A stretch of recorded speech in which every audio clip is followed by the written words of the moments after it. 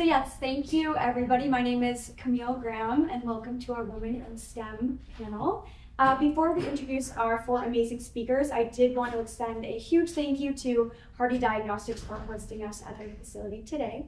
It's really inspiring to just be in this space that is actively shaping the scientific world and the landscape that we are in today. So today we are shining light on the incredible opportunities for women in the manufacturing and broader STEM industries. We are joined by some phenomenal leaders who are going to share their journeys, their stories, the lessons they've learned along the way, and why the next generation belongs to this field. So I'll go ahead and briefly introduce our panelists today. If anyone wants to join this table, we have programs over here and you can read more about their bios. But we are going to start with Laura Wilson, Spacecraft Integration Engineer, VSFB Launch Operations. Thank you so much for being here. We have Lisa Martini, Service Area Specialist, Transfusion Services, Clinical Laboratory, Dignity Health. Thank you for being here. We have Maggie Vaughan, Kaylee Thompson. Kaylee Thompson, Technical Services Supervisor at Hardy Diagnostics. And we have Maggie Vaughan at the Welding Department, Melfred, Borzall. So thank you all so much. We are excited to get right into our panel. I'm sorry, I forgot to mention. So we'll have the panel discussion for about 45 minutes to an hour, and then Hardy will come in and provide a tour. And so they'll have some tour guides come in, and we'll get the tour of the facility after. So I meant to mention that piece. Great. So my first question is going to be for Laura and Lisa. So STEM and manufacturing aren't always the default paths presented to young women. What was your aha moment or the spark that just made you really realize, yes, this industry is for me?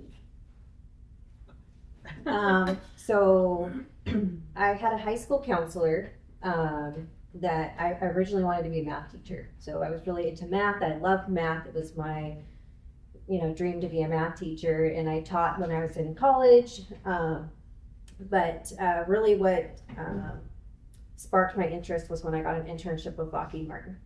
I got to be out on the launch pad for the last Titan IV that launched from Vandenberg, get to be right up with the rocket. I got to work on the facilities for it. I also was interning and they were designing a new payload transportation system. So as I was thinking about where I wanted to go in my career with regards to what industry I wanted to go in, because I really didn't know which industry I wanted to go in at the time. I was thinking of going into designing vehicles, was one of like a GM or a Ford, but being able to design a one-off payload transportation system that's going to be used for satellites for our nation, to me was really made it for me. Mine was probably more like a slow aha moment. Both my parents were in the healthcare industry. My mom was a registered dietitian, worked throughout San Luis and Santa Barbara County at assisted living facilities, and my dad was a firefighter paramedic for San Luis City, so kind of just exposed to it growing up. Didn't necessarily think maybe physician or nursing route was for me. So it wasn't until I got into college and after freshman year, I started working in a laboratory in the cytology department. So we would make the slides, mainly essentially process pap smears, make the slides, stain them, and then we'd take them to the cytologist to review and interpret. But we also had to take samples over to the clinical laboratory for molecular testing. And that was kind of my first exposure to it. And I was like, oh, this is pretty cool. You get a little bit of everything. You kind of touch chemistry, hematology, there's molecular testing. And so that was kind of when I was like, I think this is probably the right fit for me. Kind of the more behind the scenes, but kind of the detectives to kind of investigate what's going on with the patient. I think there's a statistic where 70% of medical diagnoses come from laboratory testing. So you're a very integral part in the healthcare team, but you never meet the patient, so you're kind of behind the scenes. So that was kind of, thankfully I started working at the beginning of college so I could kind of direct my coursework and go down the path of becoming a clinical laboratory scientist. Very cool. Yeah, and very unique experience to have that in college, right? Being in that lab, especially that's going to be the pathway that you're going in. Mm-hmm. So that's fascinating. Do you feel that there, I guess, when you were attending school and now that there are more experiences, opportunities for internships, externships in the STEM sector, whether that be through colleges or universities or companies for either of you? I feel like for the profession I'm in, there should be more like advocacy to bring people into the profession. I didn't know about it until having a job. Like it wasn't something that was talked about. It wasn't one of the pathways that in healthcare that was discussed much. And so I think a lot of us stumble upon it. It's a very common story in the laboratory industry where it's like, oh yeah, I just kind of stumbled upon it and be like, oh, this is kind of a cool job, where I think we could do a better job of kind of bringing awareness to it as one of a very important allied health field. I mean, in the aerospace industry, there's tons of opportunities for internships. I would say maybe not always so much locally here, but in the broader sense, in Colorado and up in north in the San Francisco area, you definitely have multiple opportunities or even in San Diego, in the bigger metropolitan areas. Sure. Great, thank you. Okay, so for my next two panelists, Kaylee and Maggie, many people think working in manufacturing or STEM looks one specific way, but the roles are very diverse. Can you give us a snapshot of what your day-to-day actually looks like and what surprised you most about your job when you started? My day-to-day is pretty different every day, so I think that's why I enjoy it so much. I work here, I'm in the technical services department, so my team and we're focused on helping people if they're in a pathology lab, an environmental lab, a water testing lab. If they have an issue with, I can't get this organism to grow, we're using everything that we think we should be doing, everything that we can do to make it work. Why isn't it working? My team and I kind of investigate a little bit further, figure out troubleshooting steps with them, how we can assist them, what other products might work for them better, or other pathways. And also I'm very involved with our manufacturing facility. So if they see a problem, they're like, why isn't this happening? Or we have any weird technical questions. We have a design and development team that work on making new products, custom products for some customers. So our teams are really involved with developing new strategies, new products, new techniques for customers if what they're doing isn't working. So day to day, it's a lot of interfacing with people, the various number of questions. So I never really know what my day is going to be when I start out. I kind of figure it out as I'm going. I'll have our set meetings and whatnot, but the topics we're discussing, the issues that come up, we have to be prepared for anything. When the phone rings, we have over 6,000 products here. We need to know everything about that product. So I think having such a challenge mentally for me every day is what keeps me driven and really focused on making sure my team is doing the best that they can, making sure that as a company we're doing the best that we can. So this pathway, it's really interesting because it's so different. And I think that's what really drives me to kind of keep showing up, keep learning, and keep figuring out all these weird questions that come my way. So I really enjoy it.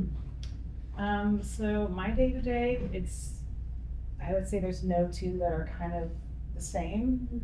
In manufacturing, what we do at Melfred Borzall, we make Borzall directional drilling equipment, which, honestly, you're probably not going to see very often, but it's more like the underground side of construction and drilling. And it's a huge industry, but it's like one of those invisible industries to most consumers. However, being right here locally, what we do is we actually design and manufacture and produce the parts all in-house right there. And the welding department is essentially the last step of the process. Well, not necessarily the last step, but the last building part before it goes to assembly and painting and gets shipped off. So with my team, we are very much a team in the sense that they're just not my coworkers, we are working together as a team. It's an extremely collaborative environment that, we're constantly relying on each other, relaying information. If there's a hiccup or, change in operation or the process or a prioritization, we all have to communicate with each other. And then with that too, it gives us the opportunity to have a lot more ownership of each part of the process that we're involved with. So, it allows us to really kind of be entrepreneurs in the sense of, even in manufacturing, we get to own a process. We're going to make sure this quality comes out exactly as we want and when we want it. And probably the most surprising thing I've noticed in manufacturing after, all these, all the times that I've worked in this field and then also similar fields previously, is that even though we're working with so much incredible technology and we have these amazing machines that make everything so much more efficient for us, it never would work if it wasn't for all the humans behind the scenes making it happen. There's just so much going on that requires us to work together as people and collaborate and interface. And that was probably the most, I would say, delightfully surprising part of getting into manufacturing, is just seeing the human side of everything. Yeah, absolutely. That's really insightful, because I feel as though most people don't know too much about the industry and they wouldn't think about that. I guess a follow-up to that point is, I'm hearing a lot of different collaboration or social skills as well as expertise. Is there a skill that you have learned on the job, or that you found just one of the most important skills to have in your profession? I think for me, communication is huge. Mm-hmm. Learning how to communicate is one thing, but listening to people, sometimes you speak with people and they're not good communicators. So you really have to figure out what they need when they're not asking for it. And then also being able to take scientific data, which to the normal person, it's so complicated. You look at it and you're like, this, I don't even want to look at it because it doesn't make sense. So being able to digest the technical information and then regurgitate it in a level that anyone can understand, Right. I think has been the most beneficial tool for me. And with that just takes experience, Sometimes the first call you're like, that didn't make sense. Let me try again. But trial and error, really understanding the lingo, what people understand, what they don't understand, how I can make more sense. I think that has been the biggest tool for me in helping not only my team, but our customers as well. I think for me, the biggest thing that I've learned in my career over time is that no matter how well you plan out something's always going to go wrong, whether it be with other people or the project. And, I think that early on in my career, I thought that I can fix this, I can do this on my own, it's fine. Or I can just make assumptions about exactly what happened. But I realized over time that was counterproductive to what I needed to do. And so now I've learned to lead with curiosity. So I like to ask a lot of questions. If something's not going right, I want to know, if someone else is working on it, okay, well, what did you do here? How would you have, is there anything that we could have changed? Is there something that you noticed that's not working for you? Is this project, is it just not feasible? And by opening up the discussion like that, instead of just being like, we're just not doing well here, it really lessens the burden of the project on any one team member and makes it feel more inclusive and collaborative and gives it a much more healthy environment, in my opinion. So instead of pressure cooking an issue, we have to really dissect it and dive into it and see where the true pain points are, because often the pain points I see are more symptoms of the problem versus the problem itself. So that really has helped me get to the root cause of a lot of issues over the years. Being open and just asking a lot of questions before I make any, before I try to pitch any solutions. I love that. I think those are skills that all younger generations can learn: communication, flexibility, humility, asking, it's just there. But those are skills you have to learn, even though they sound so simple. Yeah, thank you both.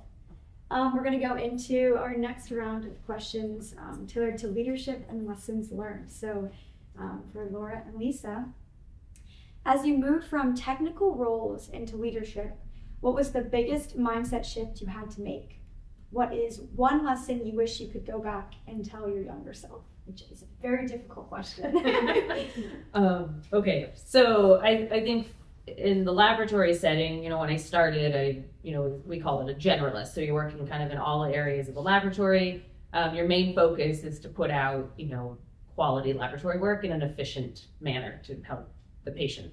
So that is your central focus. As I've moved up and more into leadership roles, I guess it becomes a little bit more global. You're more looking at the overall quality that's being pushed out and making sure instruments are working as they should, making sure the people doing the work have the appropriate policies and procedures to follow, any training or education needed. So it becomes a little bit more broader of a scope.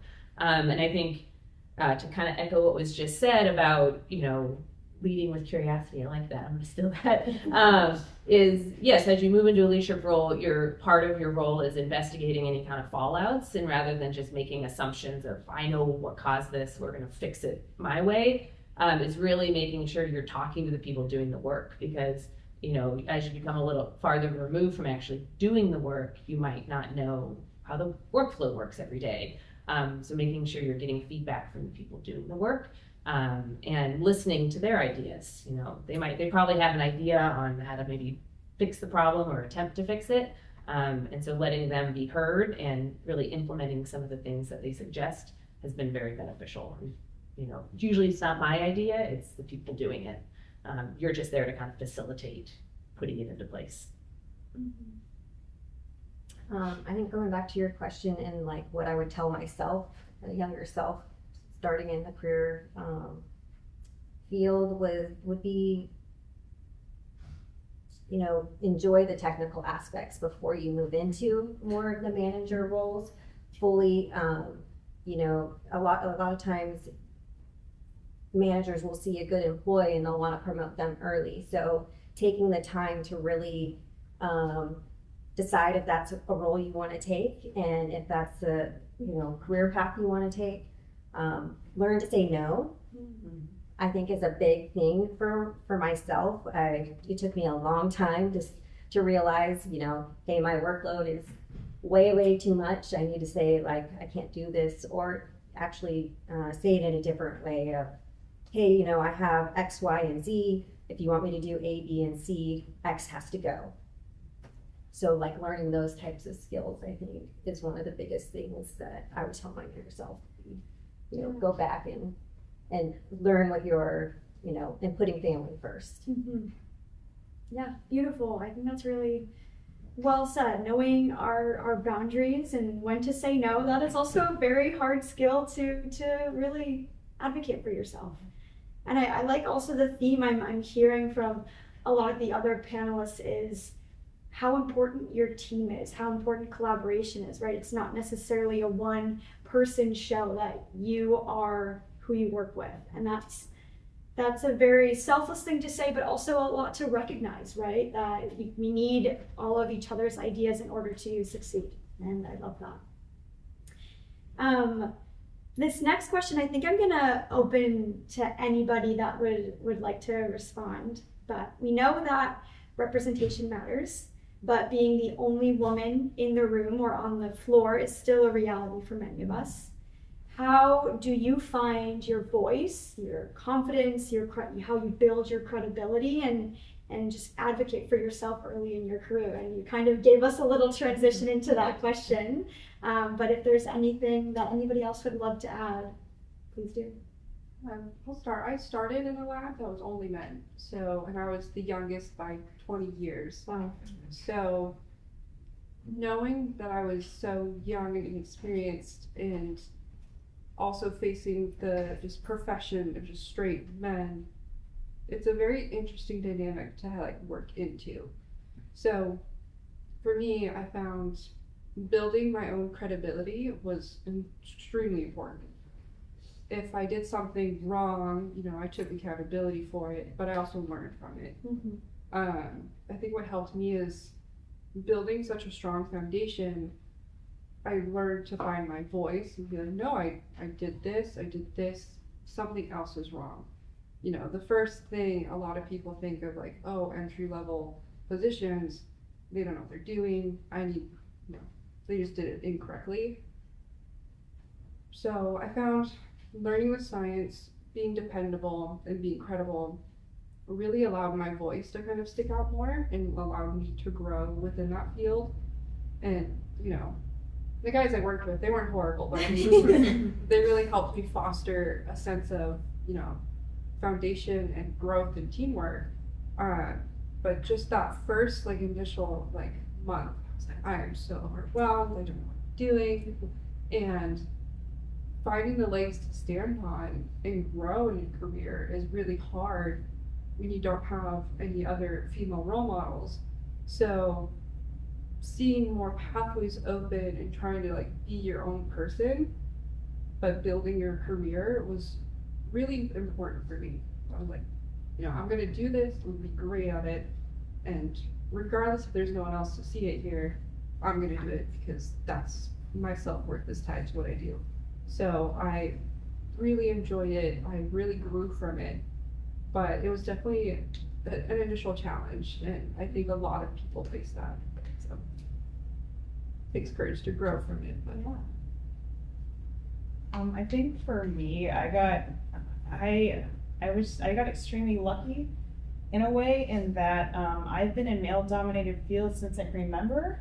Starting in school, my sister and I were on the football team, and my dad wanted, you know, sons. We had 3 daughters, but we all made it work. And then, you know, I went on to then my early career. I was an operations coordinator for a lot of biotech firms, and then I ended up in general aviation, aircraft maintenance as a mechanic apprentice, and now I'm in, you know, construction equipment manufacturing. So none of that really screams, you know, you don't really think about too many women in those fields.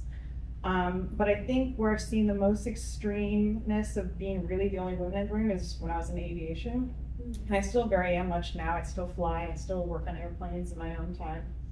And I've noticed that there's always going to be people, at least now, that, you know, may be critiqued on something as subjective or, you know, kind of dumb as gender. But what I've noticed that those people tend to be really loud, but they are the minorities. There was, for every person that doubted me just because I was a woman, there was 10 people that were willing to back me up and put money behind me for that, and that was really comforting. But even with, you know, that type of doubt still present, it does have a significant effect, especially, you know, when I'm in general aviation, it's a very small field. There's no HR department. There's not really a whole lot of protections there. So it became, you know, when I first opened my first shop, when doing maintenance and managed a team, I kind of had to fake it for a while until finally I had another woman who was considering, a young woman who was considering also becoming an aircraft mechanic. She's like, oh, I'm just so happy to see you doing this. Like, I want to do this now because you're here. And so it makes me feel like now I can do it because you're the first one I've ever met. I'm like, fabulous. I never had that. So if I can pass it along and then that can have a trickle effect, that's exactly what I want to see happening. And so I kind of just bring, you know, the same attitude into what I do now with working with welding and manufacturing, is that, you know, the vast majority of, I mean, I would say everyone I work with right now. I mean, I'm not even the vast majority. Every single person, not a single person has ever made me feel like, oh, because you're a woman, you're not good. You know, even my welding instructors, when I first learned, they're like, oh no, you smoked the boys, you know, for the independent test. You know, and a lot of other welders that I worked with, they're like, yeah, no, we went against women in the contests and, you know, they smoked us there too, like by a long shot. And so I think that for the longest time, women, you know, the representation matters because we have this pressure on us to be, you know, they say like, oh, well, women tend to be a lot better welders and stuff. I heard that a lot, but nobody ever asked why. And I think it's because we don't have an opportunity to be anything but excellence without the risk of our deficiencies being chalked up to our gender, right? And so if I can be out there and I can be making mistakes and being resilient and, you know, putting up with it to create space for even just a few more people to feel safe in that area and that they can do it too, that's all I can really be happy for right then. One thing I'll add is I always had a lot of great mentors and leaders when I first started. And so finding those mentors where they'll let you, you know, walk in their door at any time, just ask questions and like listen to you. So I think that's the biggest thing I think in my industry was finding a couple of really good mentors and leaders. And I had some really good managers when I first started off that really, you know, helped me in that environment. You know, they were, and one of the best mentors I ever had, he once told me, 90% of the time, you know, trust your gut instinct. You're gonna be right. 10% of the time, yeah, you may not be right, and you might be wrong. But if you don't make a decision and you don't go forward, then you're just gonna be stagnant. And we can't be stagnant in this industry. We have to make a decision and move forward. And as long as you own your mistakes and move on, nobody's gonna fault you for it. And that was like one of the biggest lessons I ever learned, because I always wanted everything to be perfect, 100%. And one thing I'll add is also, you know, finding the professional organizations. You have a whole community that's outside of even the area you work, that are just as passionate about the field that you're in. And they're a good network to rely on. You don't have to reinvent the wheel. Someone else is already doing it. You just need to find them. And those professional organizations, for myself, have provided that pathway. Have been very beneficial throughout my career. Thank you, everyone. I liked hearing that diversity in responses, and just, you know, it is overwhelming and there is a bit of imposter syndrome, but always just trusting your gut and being confident and knowing, you know, I know my skills, but I'm open to learning and always getting better and finding amazing mentors. It makes a difference, and it serves as a barrier for many young women to enter the field, or to be so nervous when, right, they are the only woman in the room. But as you all have really, you know, illustrated, it can be done. It can, you know, you can be supported, you can find a wonderful team, and sometimes you don't even have to prove yourself, right? You just have to believe in yourself, and that's all that matters. Thank you.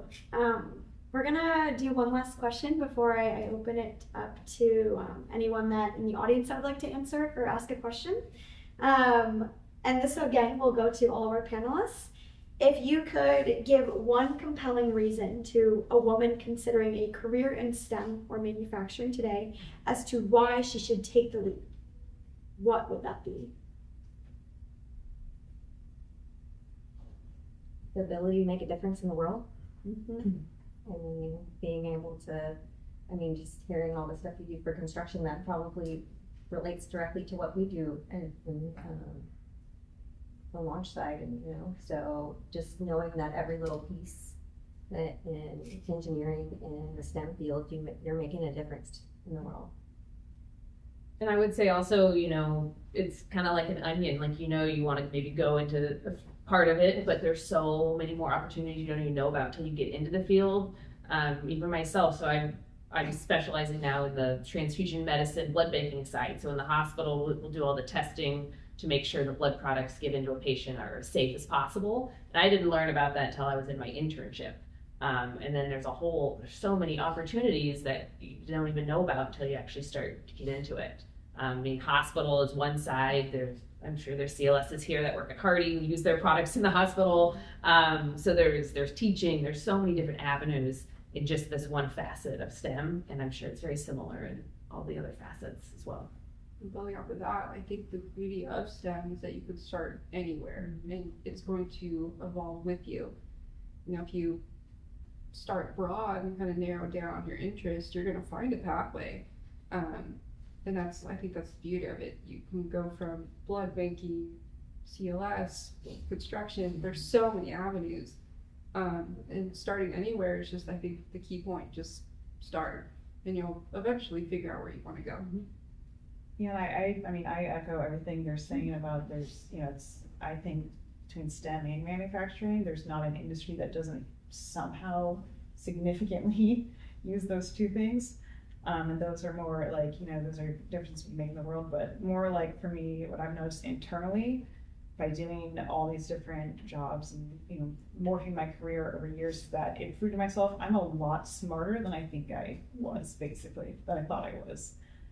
It proved that, if a young woman's considering it, I would say absolutely do it, because you actually can handle a lot more than you think you can. And this is a wonderful way to prove that to yourself and just get that foundation to where you feel like there's not really much you can't do. Love it. I'm even going to chime in on this answer a bit for the audience. I work for an agriculture education nonprofit, and I am our STEM program coordinator. And We work with middle school and high school students all over the Ventura County and Santa Barbara County. And for our middle school students especially, we provide a career guidance workshop for them. And this might seem silly because, you know, they can be 6th graders, 5th graders, and, you know, they're not going to be doing their career anytime soon. But this is when, you know, maybe all those voices haven't necessarily said, you know, you can't do this or you should do this. They still have all of these passions and interests. And a lot of, you know, these young girls do have a huge interest in the science that they're learning. And so when we are doing these career workshops with them, we will shine light on, you know, all these different agricultural STEM jobs that they could do. They can be plant pathologists and diagnose the diseases in plants. They can be entomologists and study insects and how they can affect, you know, all of our crops. And all of these, you know, students, they've just never heard of these jobs. And they're like, wow, I love bugs. I love plants. I want to be in the lab. I want to be out on the fields. And I think the biggest thing that we're learning is just exposure, right? So many of these students, they have an interest, they are excited about it, and it's a lack of exposure for them in many different STEM fields. It's not just agriculture, right? And so just kind of get into them early and say, hey, run with it. You like this stuff, it'll do you well in the future. So just wanted to kind of echo everything you all were saying. But yes, now we are going to open the floor to you all. If there are any questions you have for the panelists about leadership, the industry, or just navigating STEM careers, by all means, feel free. I don't know if we want to raise hands or just shout out. We can. You guys talked about like a lot of support groups and organizations. What advice would you have for people that are in high school, that are in college, and like where you can find or how you can find these support groups or organizations? That's a good question. I think trying to think. So when I was a student and kind of had learned about the career, it was from like coworkers or people I was working with that would talk about the professional organization. A lot of them have opportunities for students, so they have typically a reduced rate, which is lovely for students. And then a lot of them pair you up with a mentor. So a lot of these professional organizations, at least in the laboratory world, they have a structure for people coming into the profession, and to pair them up with someone to answer questions, or typically they have an annual meeting. They'll have events just for students to start that networking process and get them in touch. I think probably on a college campus, probably a counselor would be able to kind of help you direct you in that direction. But for myself, they have been a wonderful part of my career. Kind of maybe get stuck in the muck, just day in and day out doing work, and you go to these events and you kind of get, reinvigorated by being around people that are just as passionate and excited about the field. And to kind of build off that, I got really into STEM in high school because it was my favorite class was science, specifically physical science. I loved it. And my side note, all my science teachers were women, by the way. Amazing. But I realized I wanted to do more, that I was wanting to do every science fair possible, every field trip. And so I just ended up talking to my teachers basically, and they're like, hey, actually, believe it or not, our high school has we're part of an organization called the Clear Blue Foods Foundation. And this is just one foundation, but there's so many of them that this was a collegiate foundation that our high school just happened to have a chapter in. And so they ended up, I got a part of that. I became a scholar in 2011, I think. And that allowed me to basically do every science project, every science fair I could dream of. And they would fund me for all my research for that, even as a high school student for months on end. I got to go to Catalina 4 times in high school for different marine biology excursions. And so, just working with kind of those instructors, at least as a student, vast majority of the instructors I've ever worked with, both in high school and college, have or know about some type of organization that either their colleagues and themselves are part of, or they were part of in the past as a student.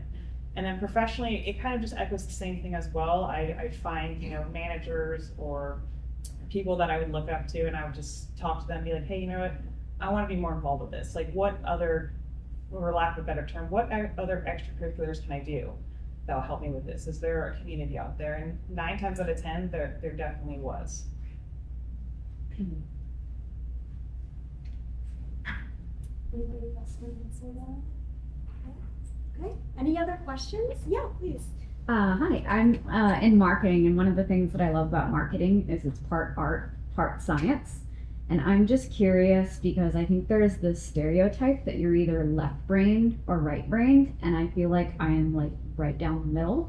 So I'm curious, are any of you, do you have an artsy, creative side outside of being so technical and logical? Do you mind if I answer the question? My bachelor's in marketing. So, so I feel exactly like you. A lot of people ended up dropping out of my marketing degree, my major. I think we ended with 15 students when we started 400 at my university. Wow. Because I don't know what other business schools does, but I realized my degree was basically a very advanced statistical analysis degree more than anything in psychology, because I see marketing as predicting the decisions somebody's going to make before they make it and how to influence it. And so I loved the science out of it, and that's why I was thrilled to be part of it. But it still allowed me to combine a bunch of my creativity. And I still see that nowadays as, when I approach problems and solving them, I get to be creative. I get to think outside the box, be like, well, what if we did this? Or what type of, solution do I want, and how can we get from point A to point B? And even if you have like an RC background, which I very much did for a long time, it always came in handy at some point. Everything that I was interested in at one point or another came back and was super significant in a project that is seemingly totally unrelated. So I think that, being, both left and right brain is 100% possible, and knowing, just being confident. And if you feel like, for a long time I felt like, oh, I'm in a technical field, I can't be creative, like it almost made me feel insecure. But then once I started leaning into it, it just opened up so many doors, because it allowed me to be kind of the outlier and throw, weird ideas out there. But when they work, they work. So it's like a diversity of thought thing that it really, really benefited me over the years. Yeah, throughout my college and high school, I was always in art and science classes. Those were like the two. And I chose to go into microbiology, and I think it's a really artistic field.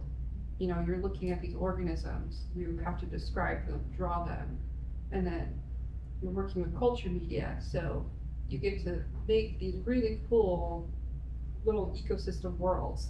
And I think that's what really drew me to microbiology, is that it's so beautiful, but so scientific. So, the left and right brain, they work with each other. You see the beauty in one and the other, and they work together really well. And I work really closely with my marketing team here, because, they're making the images, we're feeding them the science, we're making it work together.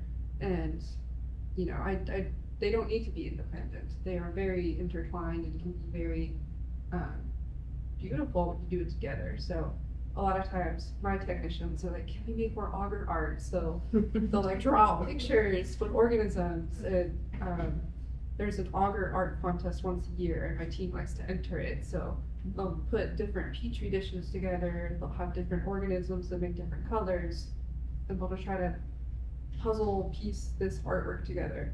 And it's very cool. So I encourage creativity. I think it makes the workplace a lot better. No, and I would agree too. Even within the healthcare field, every area we speak different languages, even though we're all doing the same goal. So getting creative and how to communicate with the nursing staff or the physicians, like we all speak different languages. So how to get creative to get the lab perspective across to the various other departments or individuals you're trying to work with. And to echo the creativity, there's a lot of creative people in the lab. We have a lab coat decorating contest once a year, and it is amazing what people come up with. And so I think they very much go hand in hand. Yeah. I mean, really, I'll have to say, I'm probably a little bit more different. I was probably more the math analytical person before I really got into engineering. So it was, ones and zeros, like that was my favorite thing. And had to actually develop the creative side through my career by learning how to communicate, learning how to adapt to different types of communication style. I think you have to have both. I mean, my creative side, I love to knit on the other side.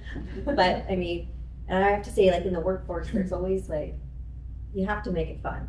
Yeah. So, and having a creative side and coming up with fun things. They used to do comics and stuff like that. And put people's heads on a different comic. So fun. I love that question. Thank you. Any other questions? Yeah.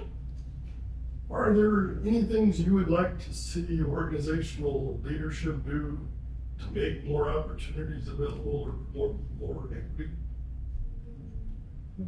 I think the common theme is we didn't know about these career fields. I didn't know about mine until I kind of worked in a lab. I'm like, what do you do? What do you do? And you kind of learn these different pathways. And I think in high school, even though I was in all the STEM programs, you're presented with medical school or engineering. And they're great programs, they're great pathways, but you're only presented with really two black and white options. And you kind of stumble into these really niche areas where you're like, I never knew this existed until I met someone or I heard about it. So I think having earlier education and earlier knowledge of all these pathways, I think could help a lot of people figure out what they want to do. I think as a high schooler facing adulthood, like, what am I supposed to do in this world?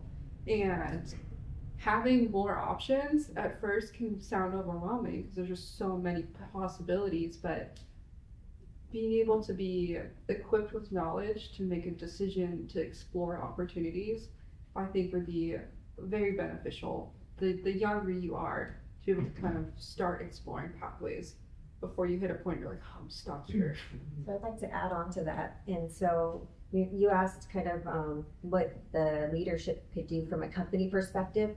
I think it's giving us the opportunity to go into the community and to go do that. So I used to volunteer at my daughter's elementary school. I actually went part-time while my kids were young because I realized that time with them was precious. And so every Friday I would go and volunteer in their elementary school, and I talked about launching rockets and stuff like that because we're right next to Vandenberg. Well, 15 years ago we weren't launching every other day. There were kids in the school that had no clue that we launched rockets, and I was just like, it's just down the road, like it's in your backyard, So I really thank my company, ULA, to allow me to participate in these kinds of things, to encourage others to kind of give our experiences to the community. I think also, facing like an aging workforce, and for laboratory science, the training programs are very limited. We train here at Marion, but we can only train 2 students in a year because it's just based off of, the people doing the training are still doing the work. So you just can't stretch them anything. We can't take any more students on, and we'd love to take more on.